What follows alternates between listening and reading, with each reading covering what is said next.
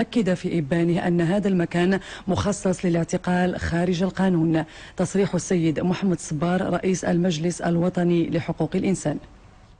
هذا الصباح زيارة استغرقت 3 ساعات تقريبا، تفقدنا فيها كل المباني الموجودة في هذا المركز، أحيانا راجلين وأحيانا باستعانة بسيارة. كل المشتملات الموجودة في هذا المركز أتيحت لنا فرصة من أجل معاينتها. لم يثبت لنا خلال هذه الزيارة المعلنة أي مؤشر يفيد بأن هناك أمكنة مخصصة للاعتقال خارج القانون.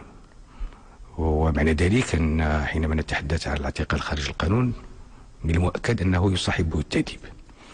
إذن هي معاينة مباشرة تفيد عدم وجود أماكن مخصصة للاعتقال في حينه وفي إبانه.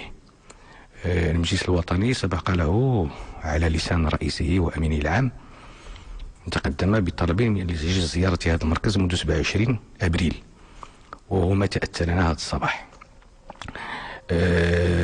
نحن طبعا سنواصل كل الجهود من أجل إرساء حكمة أمنية جيدة ببلادنا، وأجرأت توصية هيئة الإنصاف والمصالحة في هذا الموضوع، وتشجيع الدولة المغربية على المصادقة على كل الاتفاقيات ذات الصلة بموضوع الاعتقال، بموضوع التأديب، بما في ذلك إعادة النظر في بعض تشريعات المنظومة الجنائية المغربية.